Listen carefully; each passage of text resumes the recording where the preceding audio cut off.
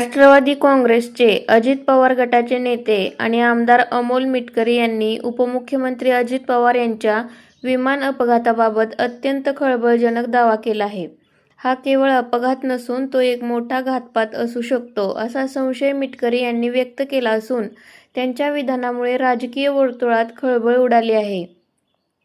मिटकरी यांनी या घटनेवर प्रश्नचिन्ह उपस्थित करताना अनेक धक्कादायक मुद्दे मांडले आहेत. त्यांनी म्हटले आहे की अजितदादांच्या हातातील प्रसिद्ध घड्याळ अपघाताच्या ठिकाणी सापडलेले नाही. ज्यांच्याकडे दादाच्या सुरक्षेची जबाबदारी होती त्यांनी या गोष्टीकडे दुर्लक्ष कसे केले? यासोबतच त्यांनी मृतदेहाच्या संख्येवरून प्रश्न उपस्थित केला आहे. त्यांच्या दाव्यानुसार विमानात 6 लोक होते, मात्र घटनास्थळी केवळ 5 मृतदेह सापडले. मग ती 6वी व्यक्ती नेमकी कुठे गेली? हा प्रश्न त्यांनी प्रशासनासमोर मांडला आहे. पायलट बदलला होता का? अपघाताच्या काही काळाआधीच पायलट बदलण्यात आला होता, असा दावा मिटकरींनी केला आहे. कागदपत्रे पण सुरक्षित कशी राहिली? विमानाचा स्फोट होऊन सर्व काही जळून खाक झाले असताना काही महत्त्वाची कागदपत्रे मात्र सुखरूप कशी बचावली?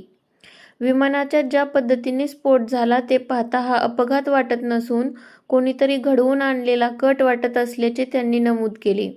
अमोल मिटकरी यांनी या संपूर्ण प्रकरणाची सखोल आणि उच्चस्तरीय चौकशी करण्याची मागणी केली आहे. अजित पवार यांच्या सुरक्षिततेबाबत कोणताही समझोता केला जाऊ शकत नाही आणि यामागील सत्य जनतेसमोर यायला हवे, अशी भूमिका त्यांनी मांडली आहे.